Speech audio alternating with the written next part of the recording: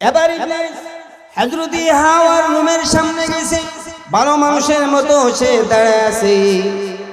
হযরত হাওয়া তখন বললেন, কি বাবা তুমি এত সুন্দর করে দাঁড়ায় আছো, তুমি কি কিছু আমাকে বলবানি? এবার ইবলিস ডাক দিয়ে বলে, মাগো আমি আপনাকে একটা পরামর্শ দিতে চাই, কিন্তু সাহস পাই না কেমনে আপনাকে পরামর্শ দেই। এবার হযরতে হাওয়া বললেন, দাও দাও, তুমি কি পরামর্শ দিতে চাও বলো, পরামর্শ দাও। এই মুহূর্তে ইবলিস তখন বলল, এগো মা, আপনি কি চান না সারা জীবন জান্নাতের ভিতরে থাকতে? এবার হযরতে হাওয়া বললেন, বাবারে কে চায় না সারা জীবন জান্নাতের ভিতরে থাকতে? এবার ইবলিস তখন বলল, মাগো আল্লাহ যে বলেছেন লা তাকরাবা হাযিহিশ শাজারাতা ফাতাকুনা মিনাজ জালিমিন, আল্লাহ যে বলছেন এই গাছের নিকটেও যাইও না, এর মানে হলো এই গাছে একটা ফল আছে, এই ফলটা যদি খান তাইলে সারা জীবন জান্নাতের ভিতরে থাকতে পারবেন। আর আল্লাহ চায় আপনারা জমিনে চলে যাবেন, এই কারণে বলেছেন এই গাছের নিকটে যাইও না। ওগো মা, আপনি যদি এই গাছের ফল খাইতে পারেন, আল্লাহ আপনাকে জান্নাত থেকে বের করে দিবেন না। এবার হযরত হাওয়া ইবলিসকে ডেকে ডেকে বললেন, বাবা আল্লাহ তো বলেছেন লা তাকরাবা হাযিহিশ শাজারা ফাতাকুনা মিনাজ জালিমিন, আল্লাহ বলেছেন এই গাছের নিকটে না যাওয়ার জন্য। বাবারে তাইলে আমি এই গাছ থেকে ফল কেমনে আনবো আর খাইবো কেমনে? এবার ইবলিস বলে, মাগো আপনাকে ফল আনতে হবে না, গাছের কাছেও যেতে হবে না, আমি ফল নিয়ে আসব, আপনি নিজে ফল খাবেন এবং বাবা আদমকেও খাওয়াবেন। এবার ইবলিস সেই ফল আইনা দিল হযরতে হাওয়াকে। হযরতে হাওয়া তিনি নিজে খাইলেন, বাবা আদমকেও খাওয়ালেন। খাওয়ানোর সাথে সাথে আল্লাহ রাব্বুল আলামিন বললেন, কুলনা বিতু মিনহা জামিআ, ও আদম এবং হাওয়া তোমরা আর জান্নাতে থাকতে পারবে না, তোমরা দুনিয়ার জমিনে চলে যাও, দুনিয়ার জমিনে চলে যাও। এবার হযরত আদম এবং হাওয়া দুনিয়ার জমিনে নেমে গেলেন। ইহবিতু, ইহবিত মানে হচ্ছে উপর থেকে নিচে আসা। এবার হযরতে আদম আলাইহিস সালামকে আল্লাহ রাব্বুল আলামিন নামায় দিলেন শ্রীলঙ্কায়, এবং আমাদের মা হযরতে হাওয়া আলাইহিস সালামকে নামায় দিলেন জিদ্দায়। যেই মাত্র জান্নাত থেকে নামলেন, জান্নাত থেকে নামার পরে হযরতে আদম আলাইহিস সালাম উনি উনার স্ত্রী হযরতে হাওয়াকে পাইতেছে না। স্ত্রী যদি একদিনের জন্য বাবার বাড়ি যায় তাইলে দেখবেন কেমন কষ্ট লাগে, লাগেনি? জোরে বলেন লাগে? যদি গালি ওই বাবার বাড়ি যাইতাম, কই পিটাইয়াম, পিট পাঠাইলাম, ক বাবা মইরা যায়, কই মইরা যাক, দরকার বললে আমার বাবা মইরা যাক বাবা, এরপরে যাওয়া যেত না বাড়ি, বাপের বাড়ি। জোরে বলেন ঠিক কিনা? আরো জোরে বলেন ঠিক কিনা? খালি পিঠা, পিঠা ছাড়া কিনা কোনো গতি নেই, পিঠা ছাড়া গতি। এই কারণে আমার ভাইরা হযরত আদম আলাইহিস সালামকে আল্লাহ পাঠায় দিলেন শ্রীলঙ্কাতে, আর আমাদের মা হযরতে হাওয়াকে নামায় দিলেন জিদ্দায়। কোথায়? জিদ্দা, সৌদি আরব। এবার লক্ষ্য করে দেন, আদম আলাইহিস সালামকে যখন নামায় দিলেন শ্রীলঙ্কায়, সেই জায়গা থেকে আল্লাহ রাব্বুল আলামিন হযরতে আদম আলাইহিস সালামকে ইশারা দিলেন জিদ্দার দিকে যাওয়ার জন্য। হযরতে আদম তিনি বুঝতে পেরেছেন তার ভুল হয়ে গেছে, এই কারণে একদিন নয়, 2 দিন নয়, 3 দিন নয়, একাধারে 350 বছর হযরতে আদম সেই ভুলের জন্য কেঁদেছেন। জোরে বলেন সুবহানাল্লাহ। সেই ভুলের জন্য 350 বছর কাঁদছেন। 350 বছর কান্নায় পড়ে হযরত আদম আলাইহিস গেলেন জিদ্দায়। জিদ্দায় যাওয়ার পরে সকালবেলা জিদ্দাতে একটা জায়গা আছে যার নাম হচ্ছে আরাফাতের মাঠ। ওই আরাফাতের মাঠে ফজরের নামাজের সময় হযরতে আদম এবং হাওয়ার সাক্ষাৎ হয়েছে। এই সাক্ষাৎ যে হয়েছে এত বছর পরে হযরতে আদম আলাইহিস শুকরিয়া আদায় করার জন্য তিনি ওই সকালবেলা 2 রাকাত নফল নামাজ পড়েছিলেন। এই 2 রাকাত নফল নামাজ আমাদের আল্লাহর এতই পছন্দ হয়েছে, এই 2 রাকাত নামাজকেই মহান আল্লাহ বিশ্বনবীর উম্মতের উপরে ফরজ করে দিয়েছেন। জোরে বলেন সুবহানাল্লাহ। এই কারণে আমরা যে ফজরের নামাজ পড়ি, এই ফজরের নামাজ হচ্ছে হযরত আদম আলাইহিস নামাজ। মারহাবা বলে, আরো জোরে বলে মারহাবা, আরো জোরে বলে মারহাবা। ওই আদম আলাইহিস নামাজ। চিন্তা করছেন আপনার নামাজ, ফজরের নামাজ কোন নবীর নামাজ? হযরত আদম আলাইহিস 2 রাকাত নফল নামাজ পড়ছিলেন সকালবেলা আরাফাতের মাঠে। এই 2 রাকাত নফল নামাজ আল্লাহর এতই পছন্দ হয়েছে, আমাদের উপরে এই 2 রাকাত নফল নামাজরে আল্লাহ ফরজ করে দিয়েছেন। এই হচ্ছে ফজরের নামাজ, জোহরের নামাজ। এগুলা যদি কই তাহলে সারা রাত যাইব গে, এত লম্বা আমার মূল জায়গা আমি যাইতে পারতাম না। জোহরের নামাজ আসলো কোথায় থেকে? হযরতে ইব্রাহিম আলাইহিস নাম শুনছেন না? কথা বলি, ইব্রাহিম আলাইহিস নাম শুনছেন না? আমাদের কি লাগে? আদি পিতা, জাতির পিতা। কের পিতা? আগে 15 বছর ইব্রাহিম আলাইহিস জাতির পিতা কইলে আওয়ামী লীগে ভিড়াইতো, এখন আর ভিড়ায় না। তারারই ভিড়ায়, তারারই ভিড়ায় একটু মাটিত পড়ে। আমাদের জাতির পিতা হচ্ছে হযরত ইব্রাহিম আলাইহিস সালাম। হযরত ইব্রাহিম আলাইহিস সালাম তার ছেলে ইসমাইলকে নিয়ে গেলেন মিনা প্রান্তরে আল্লাহর রাস্তায় জবাই করার জন্য, কুরবানি দেওয়ার জন্য। একেবারে রেডি, আল্লাহু আকবার। জান্নাত থেকে আল্লাহ দুম্বা পাঠায় দিয়েছেন যে দুম্বা কাটো, ইসমাইলে না। এরপরে যখন তিনি ইসমাইলকে কাটলেন না, দুম্বাকে কাটলেন, আল্লাহ বললেন তোমার যে স্বপ্ন বাস্তবায়ন হয়ে গেছে, তোমার নো টেনশন, তোমার আর কোনো টেনশন নাই, আমি আল্লাহ তোমার উপরে খুশি হয়ে গেছি। এই দুপুরবেলা আল্লাহরে খুশি করার জন্য হযরত ইব্রাহিম আলাইহিস সালাম 4 রাকাত নফল নামাজ পড়েছিলেন। আমাদের আল্লাহর সেই 4 রাকাত নফল নামাজ এতই পছন্দ হয়েছে, বিশ্বনবীর উম্মতের উপরে এই 4 রাকাত নফল নামাজটা আল্লাহ ফরজ করে দিয়েছেন। এই যে আমরা জোহরের নামাজ পড়ি 4 রাকাত ফরজ, কয় রাকাত? এটা ইব্রাহিম আলাইহিস সালামের নামাজ।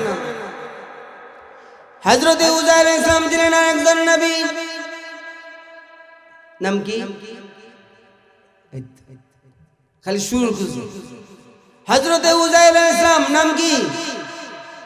সবাই বলেন উযাইর না উযাইর? হ্যাঁ, উযাইর ইবনুল্লাহ। হযরত উযাইর তিনি যখন বুকতে নসর বাদশাহ জেলখানা থেকে বের হলেন, সব নবীরাই জেল খাটছে। আমরা জেল খাটলে আমরা ইজ্জত যাই।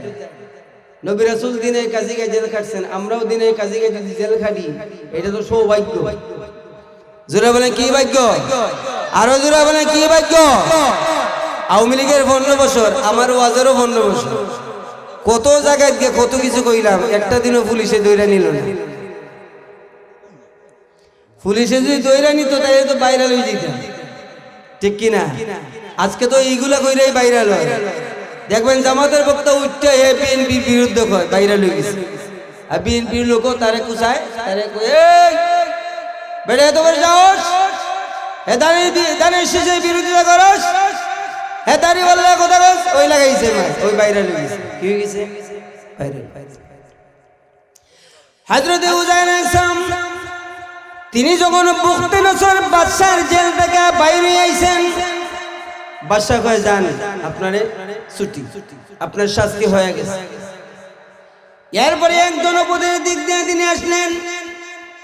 তিনি আইসা দেখেন সেই জনপদে একটা মানুষও নাই, একটা ছাগলও নাই, একটা কুত্তাও নাই।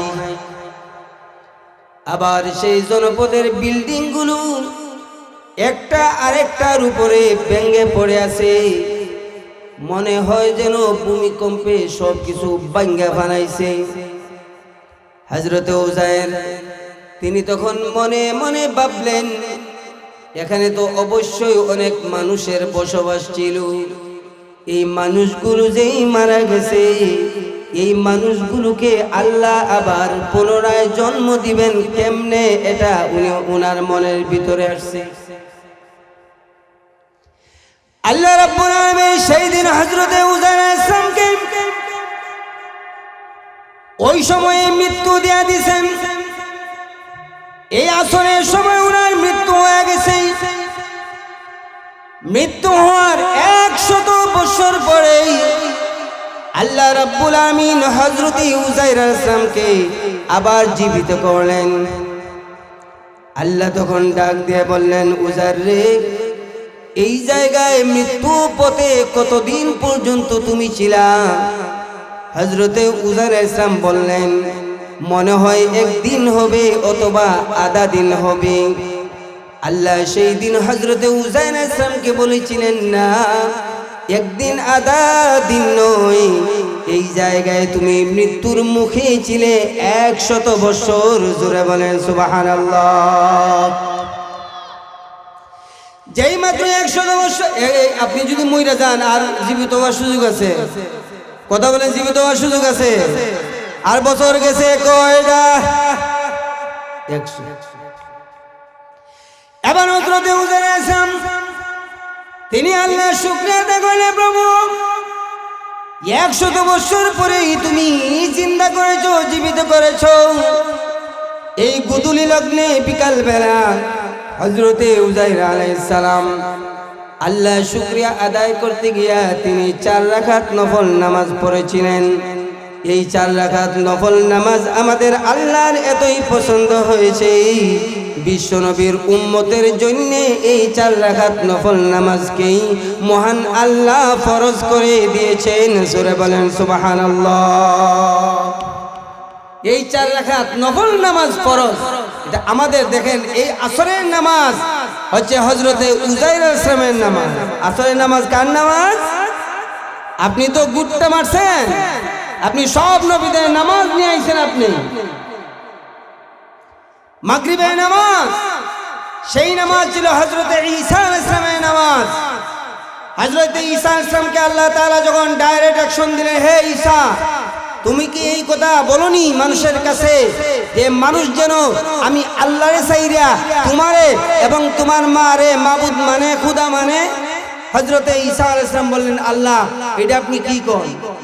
এটা কেমনে হবে?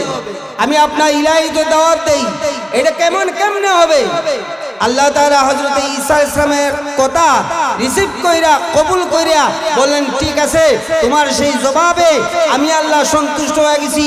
সন্ধ্যার সময় হযরতে ঈসা আলাইহিস সালাম আল্লাহর শুকরিয়া আদায় করতে গিয়া তিনি 3 রাকাত নফল নামাজ পড়েছিলেন। কয় রাকাত? জোরে বলে কয় রাকাত? এখন আপনি বলবেন যে হুজুর, আদম আলাইহিস সালাম পড়ছিল 2 রাকাত, ইব্রাহিম আলাইহিস সালাম পড়ছিল 4 রাকাত, উযায়ের আলাইহিস সালাম পড়ছিল 4 রাকাত, তার ঈসা আলাইহিস সালাম 3 রাকাত পড়লো কেন? আইতে পারে না? এক নাম্বার হচ্ছে যে হযরতে ঈসা আলাইহিস সালামের কাছ থেকে ইলাহিয়ত দূর করার জন্য 1 নম্বর রাকাত। দ্বিতীয় নাম্বার রাকাত হচ্ছে যে হযরতে ঈসা আলাইহিস সালামের মা হযরতে মরিয়মকে যে আল্লাহ বুঝাইতে চান, ঈসা আলাইহিস সালাম বলেন মরিয়ম খোদা, সেখান থেকে ইলাহিয়ত দূর করার জন্য 2 নম্বর রাকাত। আর 3 নম্বর রাকাত হযরতে ঈসা আলাইহিস সালাম পড়েছিলেন আল্লাহর ইলাহিয়তকে সাবিত করার রাকাত। এই কারণে 3 রাকাত নফল নামাজ পড়েছিলেন। এই 3 রাকাত নফল নামাজ আল্লাহর এতই পছন্দ হয়েছে, আমাদের নবীর কাছে এই 3 রাকাত নফল নামাজকেই ফরজ বানায় পাঠায় দিয়েছে। রইল কোন নামাজ? কথা কয় না। মাগরিব তো গেছে গা, এখন যেটা হয়েছে এটা তো মাগরিবের নামাজ। রইল কোনটা? জোরে বলেন, রইল কোনটা? এশার নামাজ বলে মুখ দিয়ে এশা আইব, আর এশার নামাজ না বলে মুখ দিয়ে কি আইতো না? আইব নি? এশারের নামাজ না, এশার নামাজ। কে নামাজ? সব সময় বলবেন এশারের নামাজ না, এশার নামাজ, মাগরিবের নামাজ না, মাগরিবের নামাজ। কে নামাজ? হযরত ইউনূস আলাইহিস সালাম মাছের পেটে ছিলেন 40 দিন। কতদিন? জোরে বলেন কতদিন? 40 দিন পরে আল্লাহ তাআলা হযরত ইউনূস আলাইহিস সালামকে যখন মাছের পেট থেকে বাইর করে দিলেন রাত্রিবেলা, হযরত ইউনূস আলাইহিস সালাম আল্লাহর শুকরিয়া আদায় করার জন্য তিনিও 4 রাকাত নফল নামাজ পড়েছিলেন। আল্লাহ তাআলার হযরত ইউনূস আলাইহিস সালামের সেই 4 রাকাত নফল নামাজ এতই পছন্দ হয়েছে, বিশ্বনবীর উম্মতের উপরে এই 4 রাকাত নফল নামাজকে আল্লাহ তাআলা ফরজ করে দিয়েছেন। এই গেল কয়েক তো কথা জোরে বলেন না, কয়েক তো।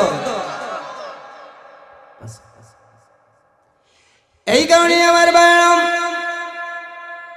হাদিস শরীফের আমাদের নবী জনাবে মুহাম্মদুর রাসূলুল্লাহ বলেছেন, আমার উম্মতেরা যদি এই 5 ওয়াক্ত নামাজ সময় মতো গুরুত্ব দিয়ে আদায় করি, মহান আল্লাহ 5 ওয়াক্তের বিনিময়ে 5 ওয়াক্তের সওয়াব দিবে না, বরং এই 5 ওয়াক্ত নামাজ পড়লে মহান আল্লাহ আমাদের আমল নামায় 50 ওয়াক্ত নামাজের সওয়াব লিখে দিবেন। কত ওয়াক্ত? কিন্তু নামাজ পড়বেন কয় ওয়াক্ত? 5। সওয়াব হবে কত?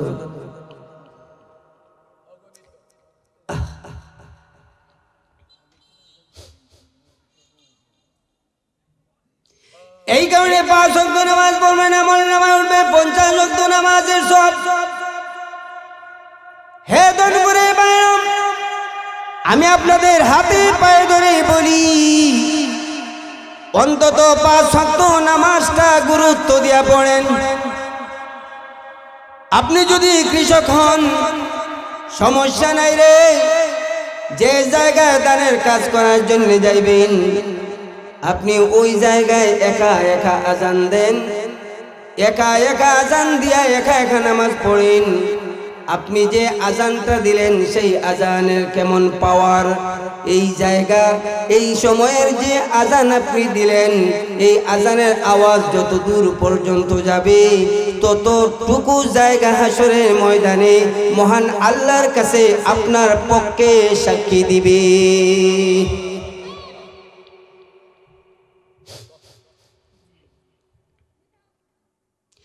এই কারণে ভারতের একজন বুজুর্গ, তিনি বেশি বেশি ট্রেনে চলাফেরা করতেন। নামাজের সময় যখন হয়ে যায় রে, তিনি তখন রেলগাড়ির জানালা খুললে তিনি জানালার বাইরে জোরে জোরে আজান দিতেন। মানুষের কইতো, হুজুর আপনি তো ট্রেনে একা একা নামাজ পড়বেন, কেন আজান দেন? আজান দেওয়ার দরকারটা কি? তিনি তখন বলতেন, কেন দেই জানুনি, আমি যদি আজান দেই 5 মিনিটেই এই ট্রেনটা অনেক দূর চলে যাবে, আর অনেক দূর যদি যায় তাহলে অনেক জায়গা হয়ে যাবে। হাসরের ময়দানে এই সব জায়গাগুলো আমার জন্য আল্লাহর পক্ষে সাক্ষী দিবে। জোরে জোরে বলেন সুবহানাল্লাহ। আমার জন্য সাক্ষী দিবে আল্লাহর কাছে যে আল্লাহ এই লোকটি আজান দিত, সারা জায়গা সাক্ষী দিবে। কারণ হাসরের ময়দান তো হবে আমাদের এই জমিন, আমাদের কি কথা বলেন না, আমাদের এই জমিনে কি দিবে? হাসরের ময়দানে জায়গা হবে। হাসরের ময়দান হবে দনপুর বাজার। হাসরের বাজার হবে কি? ময়দান হবে কি? এই দনপুর বাজার হাসরের ময়দান হবে। সুতরাং দনপুর বাজারে কোনায় কোনায় দাঁড়াইয়া দাঁড়াইয়া খার বদনাম করছেন। 1000 গ্রামের জায়গায় 900 গ্রাম দিয়েছেন, এইটা ও একেবারে জায়গা সহজ। কোন জায়গায় দাঁড়ায় দাঁড়ায় সুদের কারবার করছেন, কোন জায়গায় দাঁড়ায় দাঁড়ায় ইমাম মসজিদের বিরোধিতা করছেন, কোন জায়গায় দাঁড়ায় দাঁড়ায় আনোয়ার হোসেন চিশতি পীর সাহেবের সমালোচনা করছেন। হাসরের ময়দানে জায়গা সাক্ষী দিবেই আপনি অস্বীকার করবেন, হবে না। জায়গাকে আল্লাহ তাআলা সাক্ষী বানাবেন। দনপুর বাজারের পয়েন্ট আসবে, আয়েশা বলবে এই জায়গায় দাঁড়ায়া তোমার বিপক্ষে, তোমার রাসূলের বিপক্ষে, তোমার ইসলামের বিপক্ষে, তোমার কোরআনের বিপক্ষে এই লোকটা কথা বলছে। জোরে বলেন ঠিক কি না? সুতরাং মুমিন মুসলমান বাঁচার কোনো সুযোগ নাই। আল্লাহর সামনে মিথ্যা বলার কোনো ধরনের সুযোগ নাই। জোরে বলেন কথা ঠিক কি না? মিথ্যা বলবেন কোনো ধরনের সুযোগ নাই। এই কারণেই নামাজ পড়ার জন্য যখন নিয়ত করবেন, একটু আপনাদেরকে নিয়ে মুজাকারা করি। আজকে আর গরম ওয়াজ করব না, শুধু আপনাদেরকে নামাজের মুজাকারাটা শেখায়া দেই। আপনি যখন নামাজ পড়ার জন্য প্রস্তুতি গ্রহণ করবেন, তখন সুন্দর করে আপনি মিসওয়াক করবেন। মিসওয়াক, কারণ আপনি যদি মিসওয়াক করে ওযু করেন, তাইলে আপনার প্রত্যেকটা রাকাতই 70 রাকাতের সমান সওয়াব হয়ে যাবে। অথচ আমাদের মিসওয়াকই নেই। কয় হুজুর ওয়াজ একটু কমায় কইরন, আপনি তো আর মিসওয়াক কিনায় 20 টাকা দিতেন না, ঠিক না? মিসওয়াক কিনলে কি লাগে? 20 টাকা লাগে, 10 টাকা লাগে। মিসওয়াক নে আঙ্গুল দিয়া দাঁতরে ভালো করে মাজেন, ভালো করে ঘষা দেন, ভালো করে ঘষা দেন আঙ্গুল দিয়া। মিসওয়াক নাই, আঙ্গুল দিয়ে ঘষা দেন।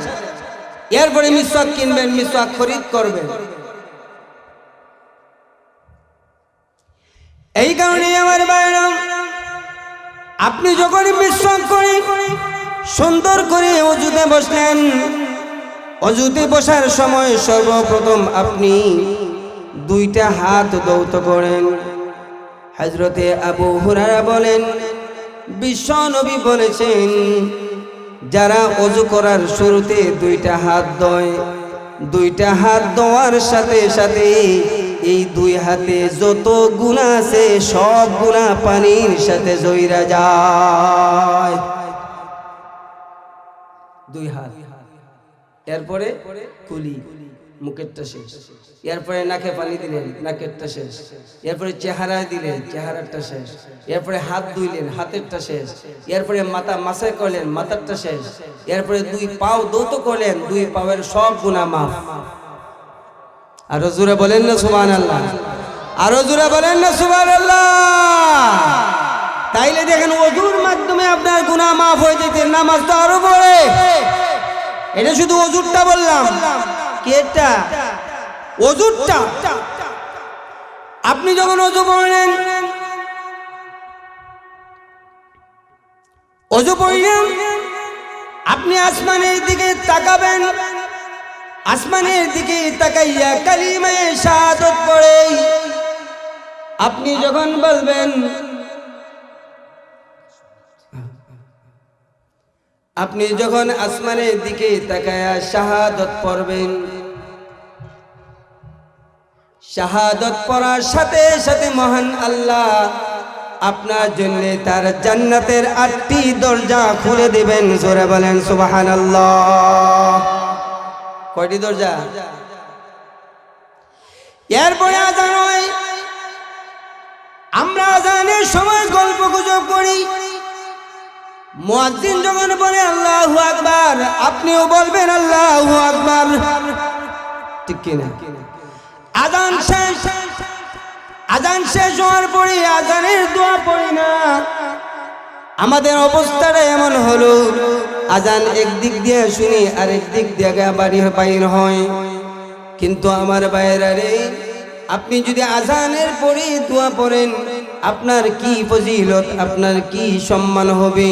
আন জাবির রাদিয়াল্লাহু আনহু قال قال رسول الله صلى الله عليه وسلم من قال حين يسمع النداء اللهم رب هذه الدعوة التامة والصلاة القائمة آت محمدا الوسيلة والفضيلة وابعثه مقاما محمودا الذي وعدته حلت له شفاعتي يوم القيامة। হযরত জাবির রাদিয়াল্লাহু আনহু থেকে বর্ণিত হাদিস পাওয়া যায়, আমাদের নবী বিশ্বনবী রাহমাতুল লিল আলামিন বলেছেন, মান ক্বালা হিনা ইয়াসমাউন নিদা, যে ব্যক্তি আযান শোনার পরে এই দোয়া পড়বে, আল্লাহুম্মা রাব্ব হাযিহিদ দাওয়াতিত তাম্মা ওয়াস সালাতিল কাইমা আতি মুহাম্মাদানিল ওয়াসিলাতা ওয়াল ফাদিলা ওয়াবআসু মাকামান মাহমুদানিল্লাযী ওয়া'আদতা হাল্লাত লাহু শাফাআতি ইয়াউমাল কিয়ামা। আমার নবী বলেন, যে ব্যক্তি আযানের পরে এই দোয়া পড়বে, আমি নবীর সুপারিশ কিয়ামতের দিবসে তার জন্য ওয়াজিব হইয়া যায়। নবীর শাফাত, নবীর সুপারিশ ওয়াজিব হবে যদি আপনি আযানের পরে আযানের দোয়া পড়েন। আযানের পরে, জোরে বলেন, আযানের পরে কি সবাই পারেননি? বলেন তো একটু জোরে জোরে বলেন, আল্লাহুম্মা রাব্বা হাযিহি দাওয়াতি তাম্মা। বলেন সবাই, বলেন, জোরে বলেন না। দেখছেন আহা, অনেকে পারি না, দেখছেন আযানের দোয়াটা, অথচ নবীজি বলছে হাল্লাত লাহু শাফাআতি ইয়াউমাল কিয়ামা, কিয়ামতের দিবসে এই ব্যক্তির জন্য আমি রাসূলের সুপারিশ ওয়াজিব হয়, ওয়াজিব হয়।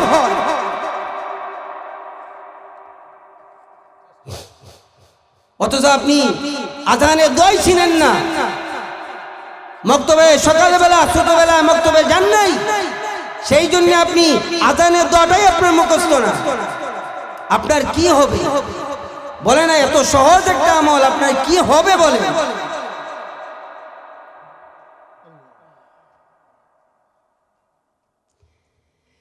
আযান হয়ে গেল, মসজিদে ঢুকলেন, 5 ওয়াক্ত নামাজ পড়বেন, সময় মতো গুরুত্ব দিয়া 5 ওয়াক্ত নামাজ যদি পড়েন, আপনার নামাজ এমন একটি নামাজ, এমন একটি ইবাদত, শুধু ফরজিয়তে আদায় হবে তা না, বরং আপনি যখন নামাজ পড়বেন, এই নামাজ পড়ার সাথে সাথে আপনার গুনাহগুলো মাফ হয়ে যায়। জোরে বলেন সুবহানাল্লাহ।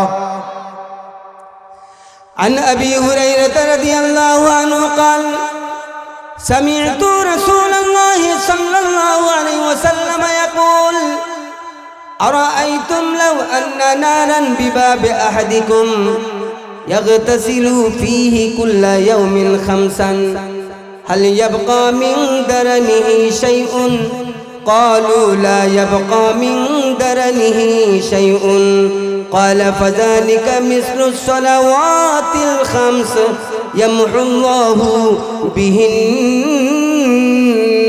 الخطايا। জোরে জোরে বলেন আল্লাহু আকবার। হযরত আবু হুরায়রা রাদিয়াল্লাহু আনহু থেকে বর্ণিত হাদিস পাওয়া যায়, হযরত আবু হুরায়রা বলেন, আমি নবীজিকে বলতে শুনেছি, আমাদের নবী বিশ্বনবী রাহমাতুল লিল আলামিন একদিন আমাদের সামনে তিনি নামাজের দৃষ্টান্ত দিচ্ছেন, নামাজের উদাহরণ দিচ্ছেন, নামাজ পড়লে কি লাভ হবে সেই দৃষ্টান্ত আমাদের নবী যে আমাদের সামনে দিলেন। আমাদের নবী যে আমাদের সামনে বললেন, রে সাহাবীরা শোনো, আরাআইতুম লাউ আন্না নারান বিবাবে আহাদিকুম, যদি তোমাদের ঘরের সামনে একটা নদী থাকে, যদি তোমাদের মধ্য থেকে কারো ঘরের সামনে একটা নদী থাকে, আর এই নদী থেকে কেউ যদি 5 বার গোসল দেয়, হাল ইয়াবকা মিন দারনিহি শাইউন, 5 বার গোসল দিলে তার শরীরে কোন ধরনের ময়লা থাকবে না? জোরে বলেন, থাকবে? আপনি যদি ডেইলি 5 বার গোসল দেন, আপনার শরীরে কোনো ময়লা থাকবে না? কথা কন না কেন, ময়লা থাকবে? আর আমরা তো শীত আরম্ভ হইছে, 5 বার কথা কন, একবার হইনি। বিশেষ করে লেডিস যারা আছে মেয়ে, এরকম আম্মা গলা খাটলেও গোসল দিতাম। মনে হয় যেন গুরুস্তা নামাজ করতেছে। জোরে বলেন ঠিক নেই, আরো জোরে বলেন ঠিক। হ্যাঁ, তাহলে ঠিক ঠিক একটু মাঝে মাঝে কইেন। ফরজ 5 বার গোসল দিবেন কেমনি? একবারে শীতের সময়ে গোসল দেওয়া যায় না, জোরে বলেন ঠিক কিনা? আর আমাদের সমাজে এমনও বাবা আছে রে, খাজা বাবা। কি বাবা? খাজা বাবা গাঁজা খায়। খাজা বাবা কি খায়? নামাজ 5 ওয়াক্ত পড়ব দূরের কথা, জীবনেও নামাজ পড়ে। বেড়াও ফিরসা, ওইটাও ফির, লেটা ফির, ল্যাংটা ফির, আর আনোয়ার হোসেন চিশতিও আর ফির। 2 পীরের মাঝে রাত এবং দিন তফাৎ। জোরে বলেন কথা ঠিক কিনা? আরো জোরে বলেন কথা ঠিক কিনা? এইটাও এমন বাবা কয় জীবনে মনের মতো ভালো করে নামাজ একবার পড়লেই হয়। কয়বার? একবার। আমি তার জিগাই রে বন্ধ, সারাদিনের ভিতরে একবার গাইলে তোর পেট ভরেনি? ভরে। একবার গাইলে কয়বার? তুই যদি 3 বার গাইলে পেট ভরে। জীবনে একবার নামাজ পড়লে হবে না, প্রত্যেক দিনেই নামাজ পড়তে হবে 5 বার। জোরে জোরে বলেন ঠিক কিনা? কয়বার?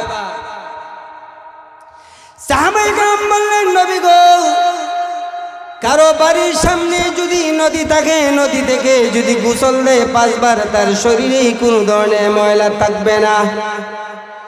আমার আপনার নবী, বিশ্ব নবী তখন বললেন, কালা ফাযালিকা মিসলুস সালাওয়াতিল খামস। আমাদের নবী বললেন 5 ওয়াক্ত নামাজের উদাহরণও ঠিক সেই মতোই হবে। 5 বার নদীতে গোসল দিলে যেমনি ভাবে শরীরে ময়লা থাকে না, ঠিক তেমনি ভাবে ইয়ামহুল্লাহু বিহিন্নাল খাতায়া। কেউ যদি 5 বার নামাজ পড়ে, তার শরীরেও কোনো ধরনের ময়লা থাকবে না, তার শরীরেও কোনো ধরনের গুনাহ থাকবে না। ময়লা নাই, গুনাহও নাই। 5 বার গোসল দিলে ময়লা থাকে না, আর 5 বার নামাজ পড়লে শরীরে কোনো ধরনের গুনাহ থাকে না। জোরে বলেন আলহামদুলিল্লাহ, আরো জোরে বলেন আলহামদুলিল্লাহ। এই কারণে নামাজ পড়বো কয়েকত সবে কয়। ওই পিছনে আজকে কইতাম না, কই সুনামগঞ্জি গোলা ফাড়াইয়া যায়, মুখ দিয়ে আওয়াজ আইতো, সব আইব, আমরা পিসা পাই। এর আগ পর্যন্ত মুখ যে তালা মারমু, তালাই মারা থাকবো, প্রয়োজনে বানের বিক একেবারে গিললে বালাই। নামাজ হবে কত ওয়াক্ত? জোরে বলেন কত ওয়াক্ত? আজকে থেকে নামাজ পড়বেন 5 ওয়াক্ত পড়বেন তো ইনশাআল্লাহ। ফজর সবই ঠিক আছে, জোহর, আসর, মাগরিব, এশা সবই ঠিক আছে। ফজরের নামাজটা না হইলে ভালো আছে, আছে না? শীতের সময় যদি ফজরের নামাজটা মনসুখ হইতো, রহিত হইতো, তে ভালোই আছে। আরে নবীজি যে কেন লাগে ফজরের নামাজটা মাইনাস করলেন না?